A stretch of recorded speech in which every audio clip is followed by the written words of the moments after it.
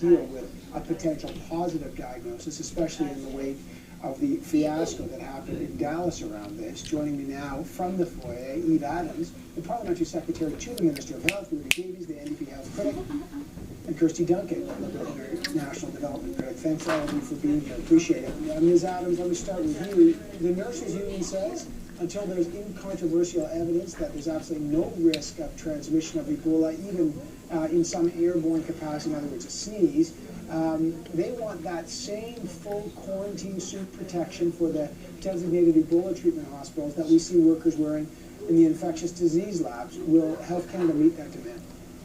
Well, you know, we have the utmost of respect for our frontline nurses all across the country. Day in, day out, they're the ones that are helping and assisting our family members when they show up at a hospital. Having said that, we actually have about 40-50 years of experience in dealing with Ebola, and the science surrounding the transmission of Ebola is rather well known.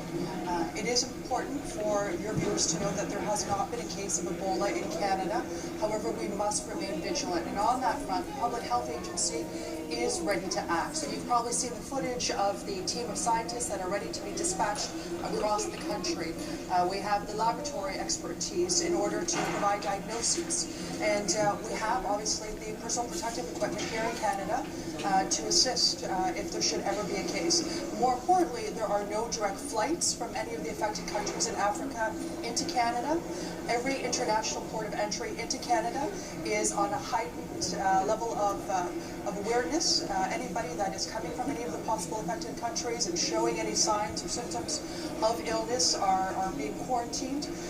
So we are acting, and the Public Health Agency is ready to act. Okay, but you know, there's nurses have contracted this if they treat Ebola patients. Clearly, Linda Salas, the head of the Canadian Federation of Nurses Union, is saying very explicitly, and you know, you watched her, she wants better protection. She wants those suits that we're showing pictures of just earlier there. They want better protection. What do you say to frontline nurses who are going to be face-to-face, possibly with someone with Ebola? They say, we want the same protection they get in the labs. What does the government tell them? Well, in fact, the Minister of Health has been dealing with her provincial counterparts and territorial counterparts on a regular basis. The Chief Public Health Officer has been in communication with the provinces and territories, and there are national guidelines that the provinces and the territories can then tailor to best suit their needs. But they want Health Canada. You realize she's explicitly saying Health Canada should be changing the regulations so frontline nurses get better protection. I just want, what would you say to those frontline nurses who say, we want more protection? The protection you've got in the labs, we want when we see a patient.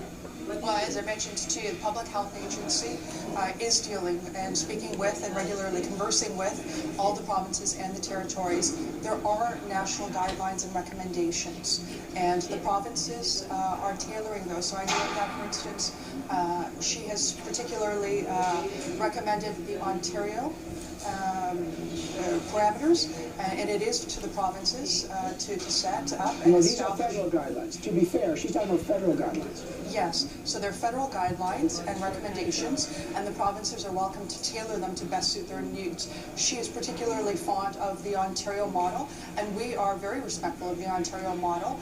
And you know, if other provinces would like to bring forward that type of model, it would be at the province's discretion.